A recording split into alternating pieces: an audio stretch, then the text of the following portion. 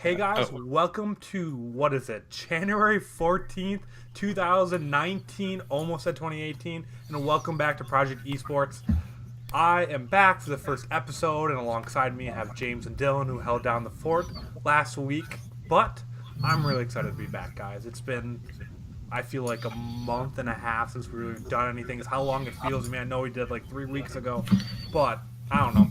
After going through a bold predictions, Dylan getting one of them right already, I just wanted to get back in, defend myself a little bit, talk a little bit of esports, and just get going. But before we do anything like that, anything big in you guys? How are you guys doing? Yeah, I just want to say we did last week without blowing anything up. That's true. Yeah, we did. We usually have technical difficulties at the Yang, but we were fine. For the record, Dylan picked literally the easiest prediction king for this year. What? I even picked the company that was gonna do it. That was the bonus meme right there. He picked. It was Tempo Storm. It was. He said it was Tempo Storm to be joining MTG Arena, and if there was one TCG game or TCG like team that would happen, yeah, of course it'd be Tempo Storm. Of course it would be. Well, I didn't see you guys predict it, so because you went above me, ahead of me. I was after you. You weren't gonna say that. You weren't gonna. Your face wasn't gonna say it. But I guess we don't really have too much housekeeping today. We usually do all that. I guess the one housekeeping thing we can say is that it's 2019. We want to do more content than ever. We want to come up with new ideas, all that kind of stuff. So if there's anyone you want us to bring on the show, anyone you want us to interview, any ideas for shows or content you want us to do, send them our way, put them in chat, send them at us on Twitter, Instagram, wherever you kind of interact with us, and let us know what you guys want to see from us or who you want us to talk to, and we'll try to do our best. Obviously, we have so much reach, but if you guys had given us an idea, we will do our very best to try to make it a reality. But with that, I guess we don't have too much housekeeping, so I just kind of want to jump in to, it's really video game industry news, but I think it's all going to have big impact on esports in kind of the long run, and that's a lot of the trouble that's been going on in Activision right now. So we're going to talk about people leaving Activision being investigated for fraud. We're going to talk about Bungie leaving them. Like, I don't know. Is there one of the three that you guys really want to start on? One of them that you think is more impactful for esports that you want to talk about more? Like, out of those three topics, where do we go? I think we should start kind of where we left off with this discussion, with just people from Blizzard leaving and just like Blizzard Activision just kind of being a mess right now. So the biggest thing kind of going on, I think, is that they're restructuring a ton within Blizzard. Activision is actively restructuring it. And I think a lot of the executive decisions and kind of the overall, I guess, roadmap for Blizzard and stuff they're doing is directly in line with what Activision wants out of them. And I think we're seeing that reflected right now purely in resources. Like, resources are getting taken off of Blizzard. So you guys want to just like start talking about what's been happening over the past week? Yeah, I feel like just to catch everybody up and give like a recap. Like, I hate to say it, like a recap of the week at Activision. You know, kind of go from there because yeah. And then I think as we go through, we can kind of like pick each topic apart. Yeah, maybe so like yeah. We can. I want to save kind of people for the last one because I think what the biggest one is because it causes questions to be asked about Blizzard, which obviously probably one of the biggest organizations revolved around esports in the world right now. Is so Bungie left Activision. They joined on, became exclusive partners, all that kind of stuff. They were very close. They gave them pretty much the rights to Destiny to kind of publish all that kind of stuff. And this week, they announced that they are separating. Bungie is keeping their own IPs. Yeah. They are just kind of going over. They made a huge deal with NetEase last year, which is one of the giant tech companies in China. It's kind of a Tencent competitor, and they're going on their own way. I mean, Destiny's never had a huge esports kind of scene anything, but this was a team that worked on Halo at one point. They have announced they have new IP coming. This is a company that could, in the long run, create some kind of esports, some kind of shooter like that too. But what I think the biggest thing is could we see, or what do you guys think about the idea of Blizzard ever leaving Activision? I mean, we saw this happen here. It wasn't quite as... I mean, Blizzard's literally in the name of Activision right now. But people started saying, is there hope for Blizzard to get away from Activision? Because you were just saying how Blizzard is losing resources and being kind of pushed to the side by Activision because they have bigger priorities.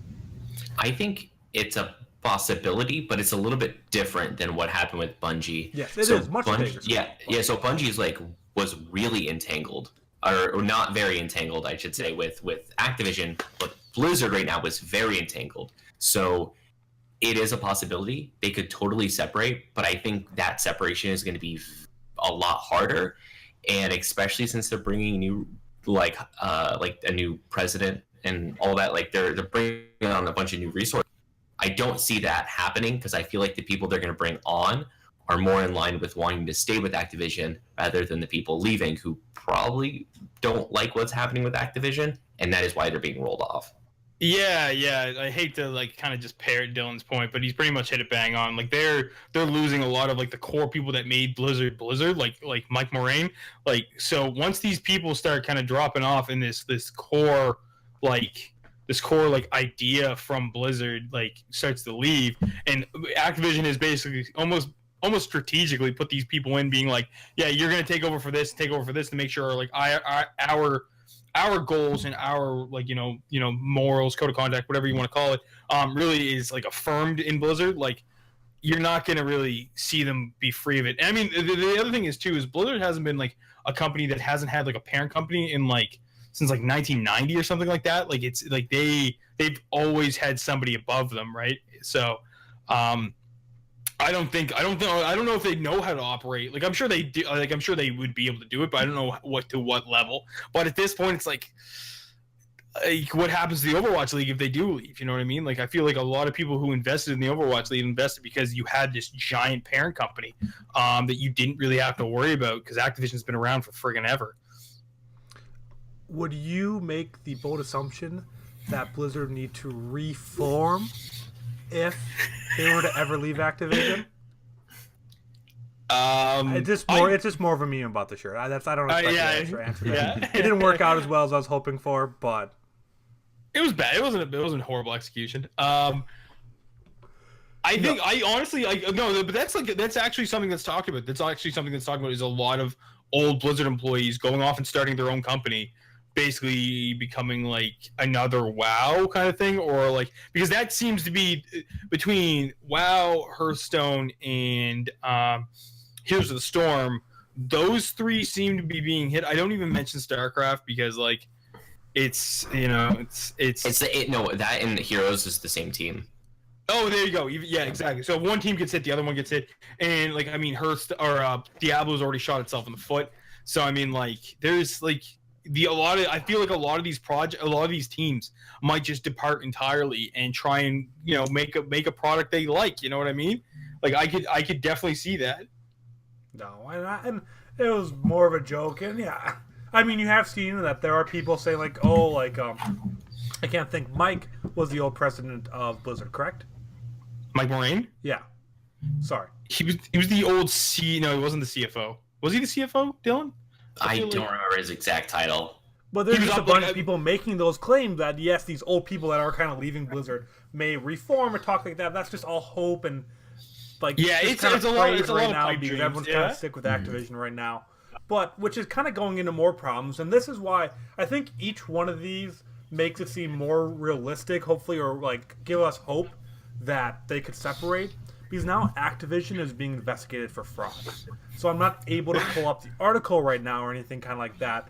But, I mean, what more do we need to say? Is that they're being investigated internally and externally now because of fraud by the investors. So the investors and stakeholders believe that they've been mistreated, and then they're having investigations happen to kind of see what's going on there.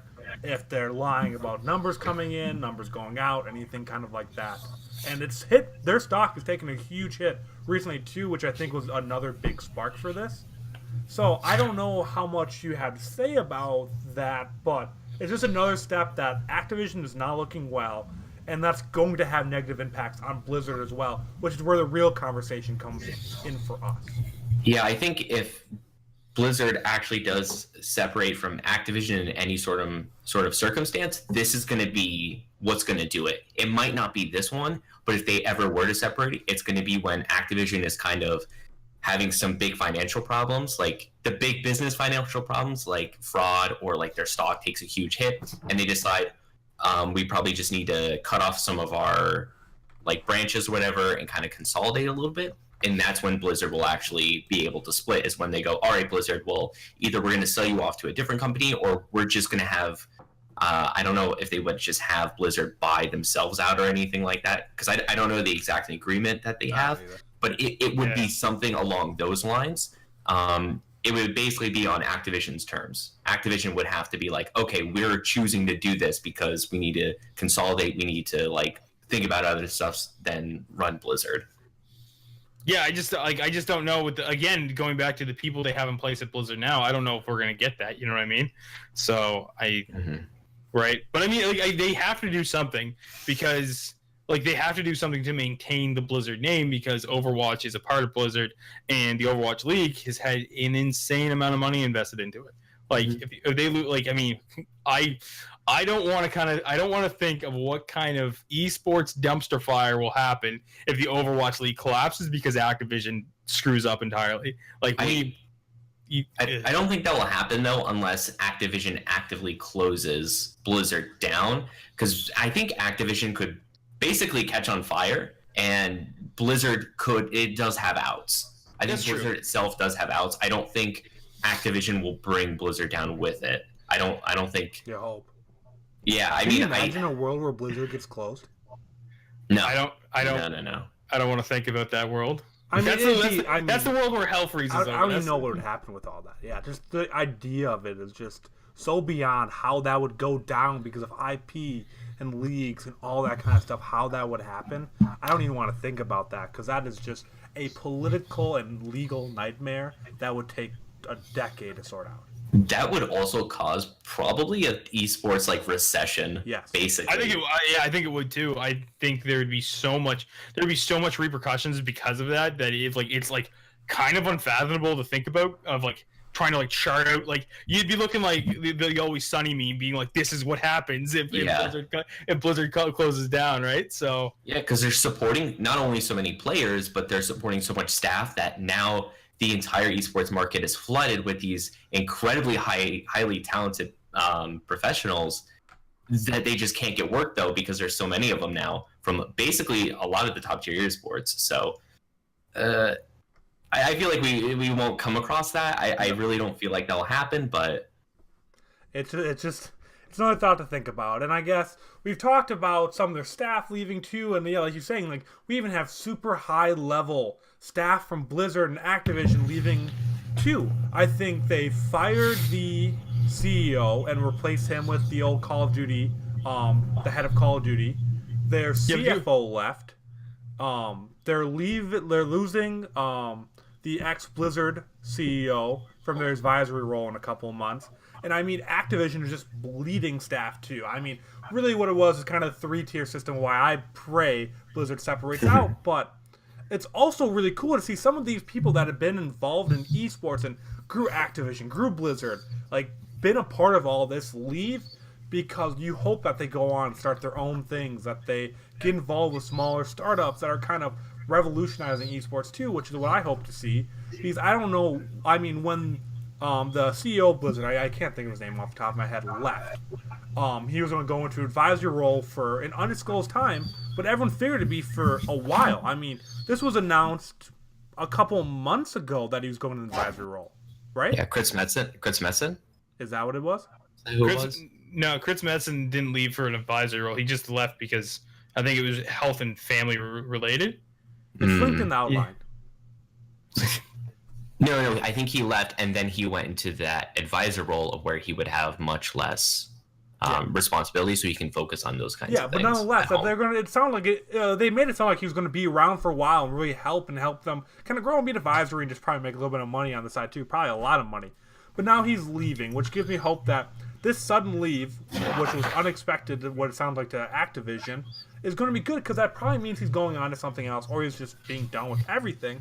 But you hope he goes on and starts his own studio. He helps grow something else. I mean, he'd been around for so long that you give hope that some of these veterans help some of these small organizations and kind of take that next step in it, because Blizzard got esports it helped esports get to where it is now a lot, and seeing some of them go and maybe get a second chance to do that gets me really excited. But I don't know what else you guys have to say about that.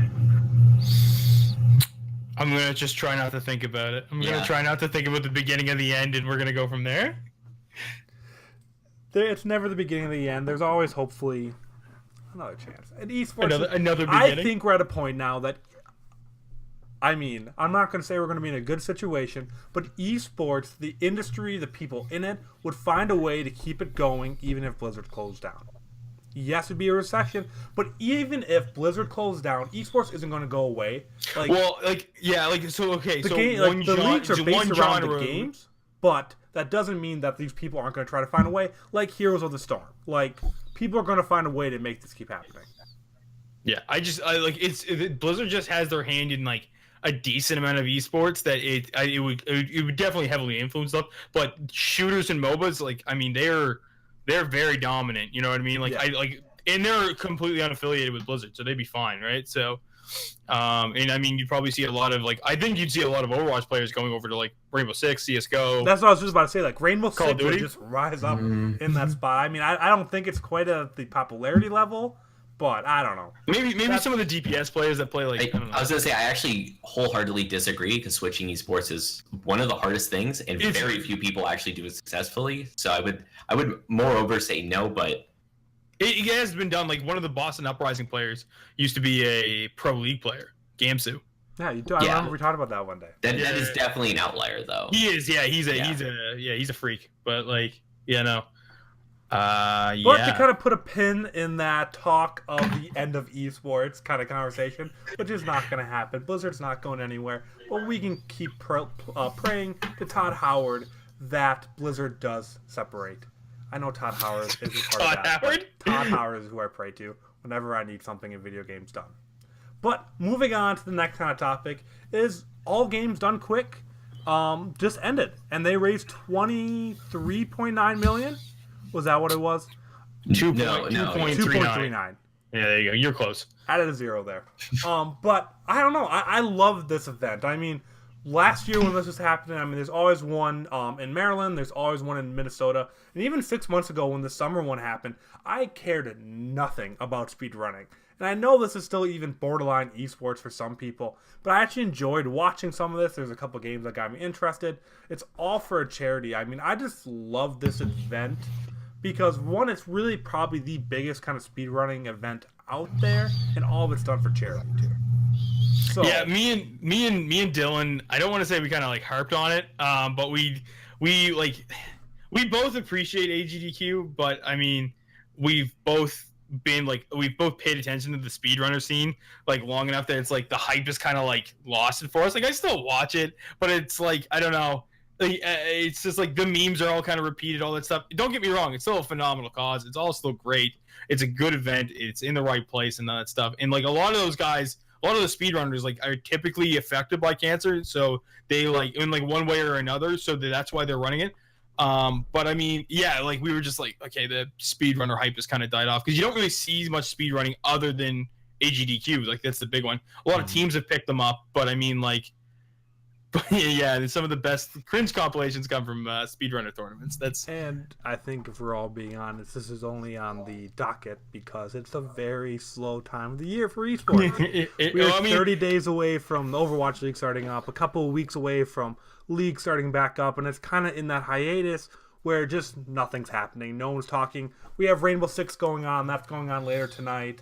CSGO is always kind of going, other leagues like that. But some of the bigger news-grabbing games are kind of in a lull right now or in the normal season, and there's just not a ton to talk about. Well, I mean, like, even the other esports, like there's not... Like, I mean, the esport, like, I mean, like, we've admitted this time and time again, Dota and CSGO get overlooked by us all the time. Because we don't have any one of us that is, like, really heavily into it. But, like, even in their, like, markets or their reigns, like, it's just, like, it's results. Like, there's been no crazy upsets. I mean, the only crazy upset I can think out of Rainbow Six was G2 losing the other day, which is pretty crazy. But, I mean, like, even the community is like, like, I mean, they lose once in a while. Like, so, I mean, like, that's why AGDQ really made it. And League actually started last night. China started last night. Did it really? Yeah, or this morning, yeah, like or way early in the morning. LPL just started up.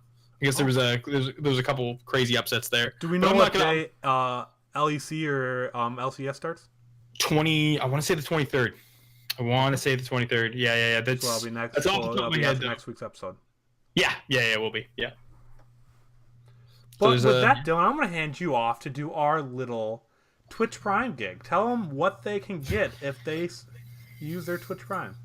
Yeah, I mean, you have Prime already, and you can just easily link it to Twitch, and you get a free sub, and you can just sub to us, which, I mean, it really helps us out a lot, because it just lets us know that you guys support us, and makes us look good in the eyes of the Game Haus. The big boss is over there, so we get to keep doing this, and it's always hype. It's always hype to keep going. You know, the channel's going to be having emotes pretty soon, so gotta show Amazon off is taking over the world, so take your $5 from them and give it to someone else. So even if it's not us, support someone, support your friend that streams, support any other channels kind of like that. Ideally support us, but take your $5 from Amazon, because they do not need $5 more a month, because they are making too much money as it is. Redistribute that wealth, please. Yes. Be modern day Robin Hoods. Give it to the That is what you are doing. By subbing to us with Twitch Prime, is you are being Robin Hood. Just think of it that way, and just realize how good that's going to make you feel, and really how happy it'll make us feel. Or you can envision yourself like a stock trader, just moving around imaginary amounts of money to help things out, and it is very abstract and doesn't kind of make sense. Whatever helps. Yeah, I like that. Whatever makes it so that you take your money away from Amazon, which is our #1 goal by advertising Twitch Prime. But the second topic we're going to have for this kind of one is asking the question of why does Blizzard hate Tier 2 Overwatch? So before going into that discussion, I want to talk about Tier 2 Overwatch. These last couple months, I've kind of really gotten into it. I didn't care too much about it. We talked about Fusion winning last year, and I didn't watch any of it. I didn't really care. I was just kind of mentioning it because you were a fan at that point. But these last months, I have watched so much Tier 2 Overwatch, and I've realized how much Blizzard doesn't give a shit about it. So I want to talk about the finals that happened last night, which was between Fusion University, FU. We've talked about them multiple times, whether it's for their jerseys, whether it's for their FU apparel, rather it's for just their plays. We've talked about them multiple times, and they've done really well too. But also, the other team that was in the finals was the Atlanta Reigns Academy team, or Atlanta Academy. Which, first off, I think that's a really good and hopeful sign for the main team. I mean, obviously, they don't translate exactly, but it just shows that that organization is doing well, and that they're kind of good top to bottom. But what it ended up going, so how the finals work is it's usually first to 4. So you just keep playing until one team wins 4 matches. Well, it went a little longer than anticipated because after 5 maps, it was 2-2 with 2 tied games, and they ended up going into a 6th and just saying, okay, we're going to call it here, and it ended up being Fusion University 3-2 over Atlanta Academy to win all 3 seasons of Contenders. Oh my god, what a dynasty. I mean, it really first off goes to show how amazing the organization is. And Elk and, I can't think of their other support duo, is 24-0 in their Contenders career. That's disgusting. Easy clap. Alarm? Is that his name? Alarm is going to be it. Kate's in the chat. Kate would be able to tell you every single fact about Fusion University in the world. My boy, Alarm, his name is Alarm. Thanks, Kate. I mean, first off, this is just amazing. I had so much fun watching all the playoffs. I didn't miss a single one. I watched through Contenders.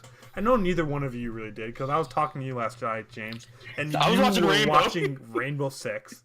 Yeah. So you hate Tier 2 as well.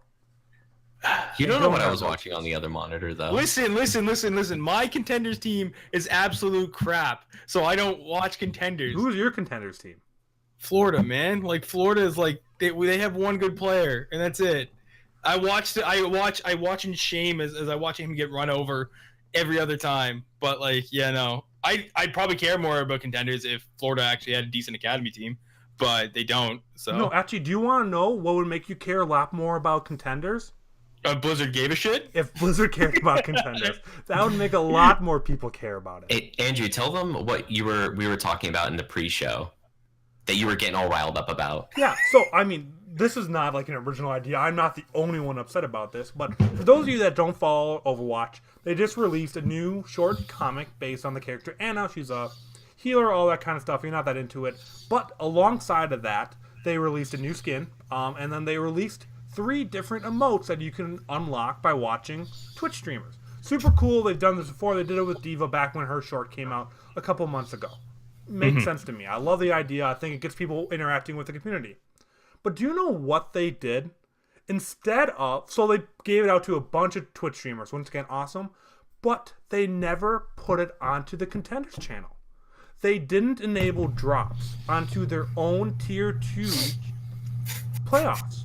That was happening at the same exact time. Like, it was all happening at the same exact time. And they didn't think, you know what would be a great idea that would take this much extra work? Is to put drops onto our Tier 2 streams. But no, that would be too much work for big bad Blizzard that doesn't care about their Tier 2 scene. And this isn't the first time. I mean, this was a big controversy a while back too, when on Watchpoint, which is kind of like their weekly show, when they talked about and released the schedules for the opening week and all that kind of stuff, they went right over top of NA Contenders, which happens like a day or two a week. There's so much time being scheduled around, and they schedule it the 2 hours during Contenders. So I want to ask you, what logical reason does Blizzard have to hate their Path to Pro? Like, is there any logical reasoning you can give me? Yeah, they don't have a lot of communication between that section and the main section and everyone else at the Overwatch team, I guess. They just aren't really communicating between themselves, and it's kind of just their other project, and they're like, it's on its own, it's going to do whatever, it's still running, so who cares? I think that's maybe their mindset with it, or maybe they think the people who are watching it aren't watching the main content. Like, I really don't know. Which makes no sense, because I don't see why you'd follow Tier 2 and not go into it. That's like watching semi-pro football and not watching the NFL. Like, not many, the minuscule amount of people do that. Not many. I mean, I have heard of a lot of people watching college ball and not watching. But that's... Those are different organizations, though. Yeah. That's fair. No, that's fair. Yeah. I think, like, I mean, it's even people with, like, the CFL will still watch the NFL. Like, I mean, like, you still watch one or the other because it's still at the base the same sport. The skill might not be the same, or the rules might be slightly different or something like that, but it's still the same sport, right? So I mean, there's no I agree with Andrew that I think that margin of people who either only watch one or the other is very, very small. Like, I don't know a lot of people who only watch Academy League and they don't watch the pro scene. You know what I mean? Like, yeah, it's one of those things, right? So go ahead, sorry. And they even have, like, the main teams even have Contenders teams. Like, I don't understand why, like, the Overwatch teams wouldn't be pissed too. Like, they're paying money. They're supporting these Contenders teams that are getting no love, like Atlanta Academy, Fusion University. Fusion University is the best Contenders team, especially in NA, possibly in the world. I mean, it's hard to know and all that kind of stuff, but these are very high-tier players, and I don't see why. I mean, they are vocal. Everyone's vocal about it in the Tier 2 community about Blizzard just kind of brushing them off, and they never address it. They never go on, but these teams that are paying money to support these contender teams should be stepping up and saying something, or they support as well, but it's just, I don't get it. I don't get it either, and like some of the other teams take like a really weird approach to it. Like, I don't know if you guys saw what the NYXL did, is they released 2 of their academy players so they could have 2 New York natives come on to the team. Like they want this. Yeah. They released 2 of their players just so they could have 2 NYXL or like NY players. Just they want them to be local to come onto the team. And I don't know. It seems everybody treats the Contenders League differently, and maybe that's why Blizzard doesn't invest as much into it. Is because everybody seems to be getting a different thing out of it. I don't know. Maybe it's because of this massive restructuring we already talked about. But like not much of the Overwatch League specifically has been touched because of that. But like, I mean, it's like top movements that are going. So maybe we're seeing that. I'm not entirely sure. But like even the esports movements at Blizzard is like it's not Overwatch related. So I don't know. I don't know why it gets no love. I mean, League Academy doesn't get a whole lot of love either, but at least they promote it like a decent amount. The team, I find the teams promote it better than the league itself. So I don't know. But and if you watch, and I guess I don't follow. I'm not very active in like the T2 for the league, but for Overwatch, it's extremely passionate. I mean, like Thibault, that we kind of interacted with. They do Watch House, he's part of Game Haus, all that kind of stuff too. He started a Twitter page just to promote all the stuff because the main channel has gone like they just didn't tweet about it. They didn't tweet about the finals, which is what the Twitter page is all about, and that contenders and community members felt like they had to go out of their way to make their own page just so their channel got some support. Like see, that's a sin, man. Like, I mean, okay, it's like we use TweetDeck, and like it is not a hard like service to use. You think some social media intern at the very least could be like, I know, like even if you don't care about it, you could find an unpaid intern just to work at Blizzards and send out those tweets. Like, it just shows that they're not putting effort in. It's not about money at that point. It shows that they just don't care. Which is, I think, the bigger tragedy. It's not like it's just leaking money or anything like that. It's that they just don't care about it. And they could do so much better if they gave even the smallest level of effort. It's mind-blowing, man. But, I mean, like, again, like this, like, for the better part of a half an hour, we've torn apart Blizzard and Activision for making poor decisions. And this is just another one. This is another drop in the bucket. Mm-hmm. This is another tick closer to the doomsday clock, boys. It's coming. We're done for. I get really upset about this, and I'm not even the most involved in the community. There are so many people so much more involved that kind of work their whole lives around this right now because it is such a passionate community that is just straight up ignored, and it's just, I hate to see that. It gets me really upset because there is so much potential there, and these are the players that are going to be in the Overwatch League eventually. So it just makes sense to promote your next pro players. But, yeah, it doesn't make sense that there's really no love for it. Mind you, there was a lot of public outcry for the like challenger scene in League as well. But like, I mean, and then we heavily praised Blizzard because they actually had like a clear cut, way to get into the pro scene, and it's just a sin. But they don't care about it, right? So they're basically in the same spot as League. Maybe because it doesn't make them a lot of money. I don't know. I would love to know their reasoning behind it. And I guess, we'll talk about that more because I'm sure this is not the last Contenders talk we'll have. And there definitely be, I don't know if changes, I don't know what's going to happen, but I'm fearful for Contenders, but I hope it doesn't change because I love that community so much and I love being a part of it. But kind of going on to the next topic, I realize this is a very Activision-Blizzard heavy one because we're talking about the head of the Hearthstone Esports movement. I can't think of whatever it is. Where he was like the head of esports for Hearthstone is what his official title was. Is moving over to Ubisoft, and I think this just goes more to show that I wouldn't say Hearthstone's dead by any means. I mean, whenever we say dead game, it's 100% dead game. We do not mean that about anything, but I think it goes to show the care or like how big of a deal Ubisoft is trying to work around esports. I think we see that with Rainbow Six, and I'm assuming he's going to go work directly with Rainbow Six. I guess I didn't read through the article, didn't say it, but that is what they're focusing on, and I think Ubisoft is set up in a very good position that they can bring out a new IP, they can bring out a new game in a series, and have that built around esports, have it to be successful, and they have the infrastructure and the goodwill to do it. So this makes me really excited for that more. Yeah. Like, I mean, like Ubi's competitive scene has its own problems, but I don't think and there is like some public outcry. I think the scale is a little smaller, like in comparison to like Blizzard, where you like, I mean, there's more of a community to be more pissed off about stuff not being like happening. Like, Rainbow's going through a current thing right now where they're upset that a lot of like the online qualifiers where they're being casted, like they have community casters and stuff like that, and the community casters are huge. They're not paid, they're all volunteers and stuff like that. They're wondering why Ubi, like, they have another account, like another Twitch account that they can run like the secondary league off of, but they just don't run the qualifiers off there. So like, I mean, there's still discourse in other esports just because it's not as much in the limelight. That being said, though, I think I don't know, like the original, like Hearthstone originally had a really good like esports following and esports like build up. Dylan, like, can you shed a bit more light on this dude? Because I feel like this is kind of your wheelhouse more than anybody else's.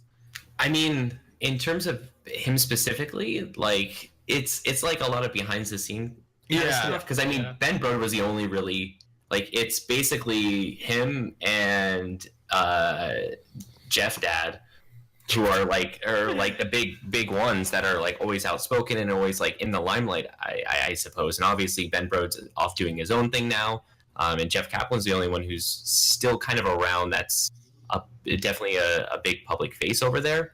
So there wasn't a lot of like, I think a lot of like public facing stuff that he did, but Hearthstone Esports has been all right. Does it it's worry not you? Bad. Does this not that game, but does this worry you that even people internally are starting to believe less in it, that he just got paid better to go somewhere else, or what? I think definitely in esports, going from Hearthstone to Ubisoft for obviously Rainbow Six, the pay probably isn't that much different. I'm guessing the pay probably isn't that much different. If it is, it's not a huge increase. And I'm thinking real hard. I'm using every brain cell I have.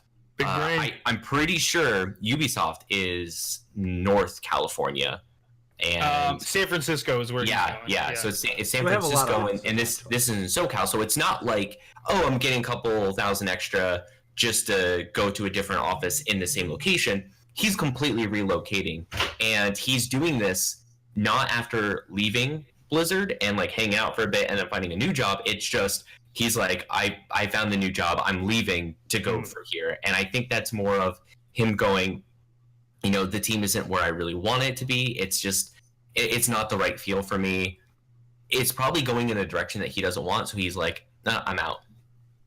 Yeah, which I think you see a lot. I mean, obviously anyone that is the head of esports is passionate about it. They want to see the scene do well and all that kind of stuff. And I think we talk and praise Rainbow Six and Ubisoft a lot for what they're doing right now. And we've been, I wouldn't say down on Blizzard, but we've talked about worrisome, and especially Hearthstone, we've always kind of been that. So, I mean, it could just be for whatever reason. His family could live closer. It could be for a million reasons, but thinking logically, I think that's kind of where it would make sense.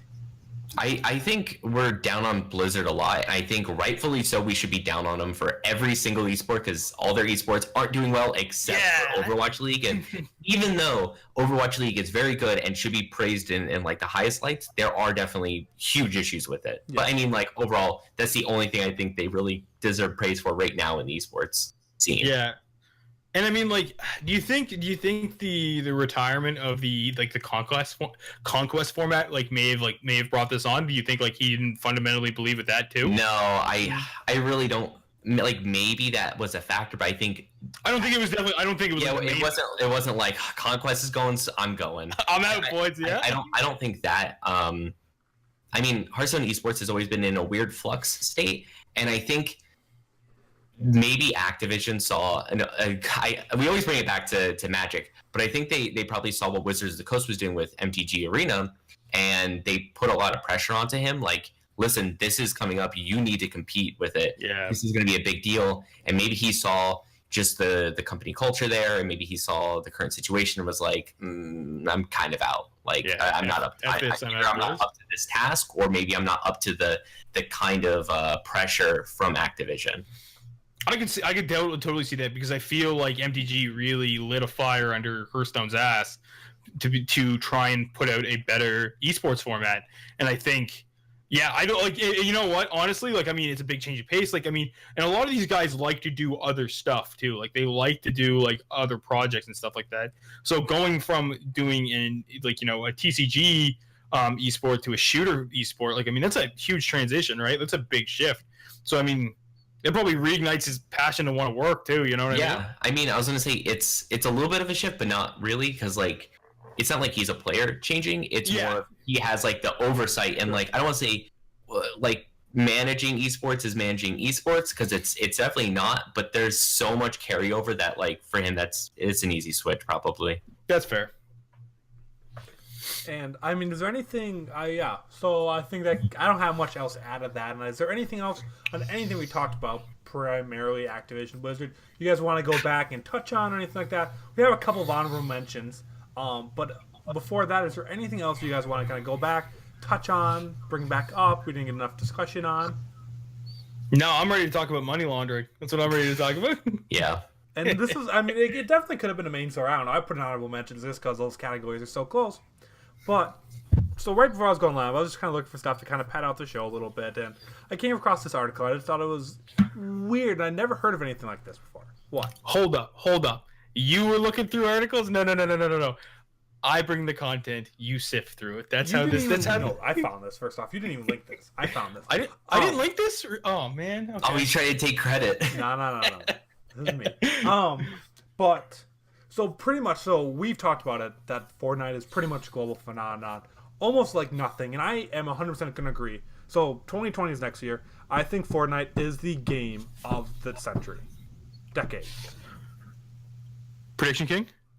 No. So like, it's not like an official thing, but if you look What? back from 2010 to 2020, has any game had a bigger impact this decade?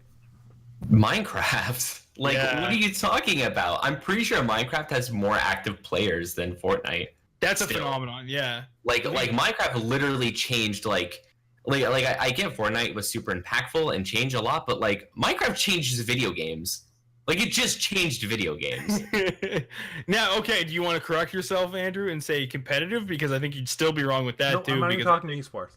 I still think there's never been anything as Yeah, no. pop culture I will, relevant. no, I will still hold my ground on specifically Minecraft. Minecraft did this whole pop culture thing like maybe 2-3 years ago, and they're still huge. Like they still have a massive player base. Like good kids grow up on that game. Yeah, literally. Like I mean, just because Fortnite has rehab camps doesn't mean it's a phenomenon. We're Wow, gonna I put had it those. Wow, Twitter or those, yeah. Riverside. Which game between Oh, no. 2010 and 2020 had a bigger impact on gaming as You a know, whole? see, this is the problem. This is the problem with this Gen Z, this Zoomer culture right here. Look at the Zoomer right here, thinking that Fortnite's better. No, I played more Minecraft. I love Minecraft more, but I still think it's a global phenomenon. But that's not what we're talking about. I think it's at totally different levels here. But Backpedal. Vbucks have become so accepted and so understood of what they are because you cannot go anywhere on any social media without saying, enter this giveaway for free Vbucks or anything kind of like that. It's so huge on social media right now that the dark web has started using them for money laundering.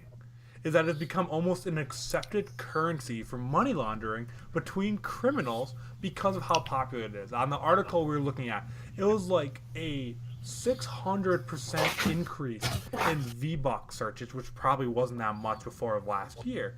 But it has gone up so much because they've started using it to launder money that they don't want to be caught because they just buy the cards, they buy them digital, whatever, and then they transfer them from just garbage accounts for money to clean it. Oh God. It sounds about right. I mean, it's an interesting approach, and I'm wondering like maybe because this is so big, that's why people caught on to it. But I really want to know what kind of money laundering schemes in video games and stuff haven't been caught.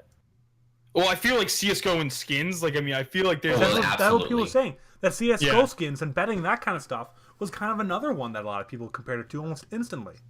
Yeah, that's the. I feel like for anybody who pays attention to any major video games, like I feel like that's like a direct correlation is going right back to CS:GOs and skins because that was a mess. That was that was a scary time to be alive. No, So- does it say how much money there's laundered? Yeah, they're expecting to have been because No, I mean, when I looked through the article a couple times, I didn't see them mentioning anything like it. Like they're just now starting to catch on, and obviously it's a darker web. I mean, it's not like there's clean transactions of everything that kind of happens there. But I would like to know how much money because because this is one of two things. This is actually pretty kind of creative scheme by criminals, or it's a crime that happened, but it's not a significant amount, and it's a clickbait. You know what I mean? It's yeah, one of the two. I think it might be that because I think there's a ton of other instances of where this could happen. Like, here's my scheme, right? Here's my scheme. Tinfoil hats, boys, put them on. Yeah, you go into WoW, right? You buy some of those coins, right? Yes, What's the monthly coin that you can buy? What's it called? Is the WoW token. Yeah, that you just buy some WoW tokens with your dirty dark web money, right? You trade him in. You sell him on the auction house. You get that gold. Mm-hmm. You work towards just getting your personal outfitted, get him max level. Just sell the account then. Yeah, flip the account. Easy clap. Easy clap. He's buy all the good equipment with it. That's easy money laundering right there. Buy all the But you have to BOE. put time in. Not really. I mean, like if you just sell it. So you can buy the max level. You can buy. Yeah, right. You can buy the gear with gold, and then you just flip it. Right. It's a fairly quick process, but I mean, a lot of the prestige of WoW accounts comes from like things that you can't pay for. But I mean, I think it's definitely like a viable option. I think there's a market. There's a market that you can do that. I think that like the point I'm getting at is that there's a million different versions of this that could be happening. And I think the fact that it's Vbucks is just the clickbait part of it. Yeah, I want everybody. And that's kind of why it was honorable mention, because it's probably just a small thing, a handful of people are doing and all that kind of stuff. But it's still funny. I think it's just always fun to bring up, kind of as an honorable mention, talk about a little bit. Project Esports doesn't endorse any money laundering schemes, by the way, guys. Don't. But we do. Yeah, Project Esports doesn't. Check out Beal Talk. We'll talk more about it there. We only create the schemes. We do not promote them. Exactly. That is the stance we take. Yeah. But I guess there's one more last one, just kind of for one more honorable mention. And if we really wanted to, we could do like a 3-hour podcast a week just going over scores and sponsorships. Every single day, you can go on any Reddit website, anything like that, find like 15 sponsorships that happen. Which we don't want to get wrong is absolutely amazing. We love seeing all that. Like, we just saw TCL signed like an extension on their deal with the Call of Duty, and I think a Korean league team made a deal with Mercedes to kind of be a sponsor there. Kia just signed with the LEC, like the whole thing. Like, this happens every single day, and like realistically, any of those are probably the same news, so it's kind of honorable mention there too. But I just saw that Puma, which I have not heard talked about much at all, just became the official like apparel provider for all of C9. Which I think, obviously, they're probably one of the bigger organizations in NA right now because of how well they did last year. It's going on the breastplates. They're going to be doing all apparel through them. And I just think it's kind of cool that we just keep seeing, we've seen pretty much just what every major brand from clothing now, I feel like, and even a lot of shoe brands, be involved in esports one or another. And I think this was one of the last holdouts, what do you want to call it. So, I mean, there's 1,000 sponsorships we can talk about, and you bring up any of them if anything sticks out, but I think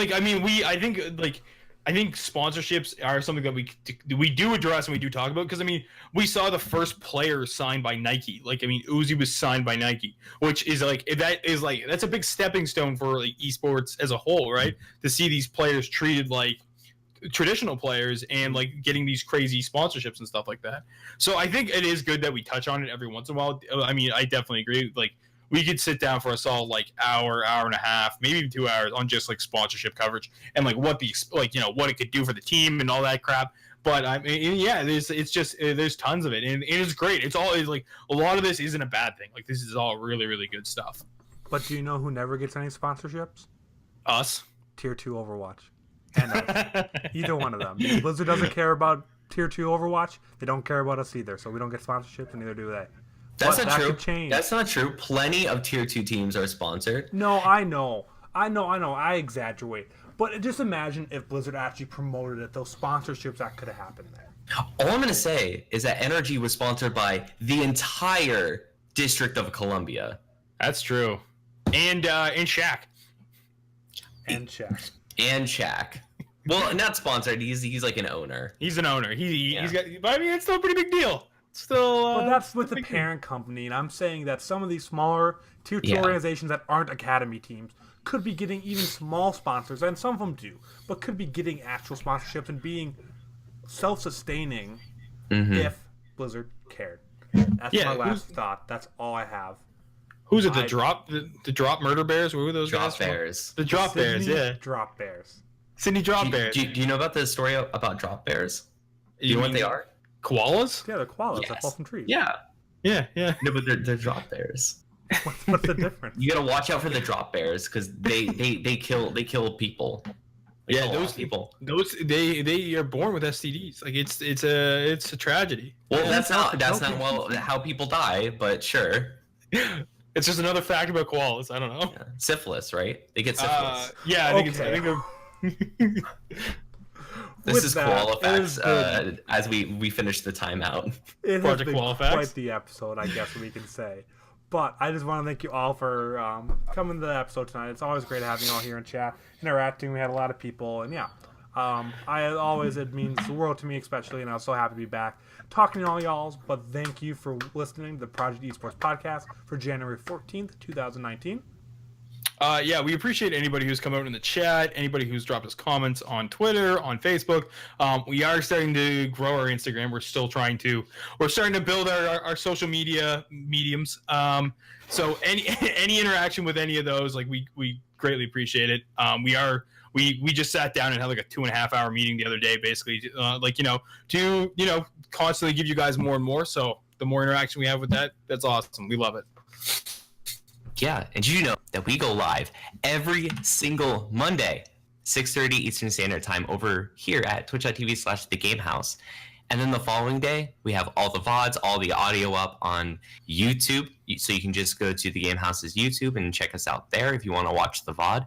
And if you want to listen to us, which the best format in my opinion, you can check us out on iTunes, Stitcher, Google Play, Spotify, every single podcast platform out there. If it hosts podcasts, we're there under Project Esports Podcast. With that, I'm Andrew. I'm James. And I'm Dylan. And thank you so much for watching the Project Esports podcast. We will see you guys all next Monday.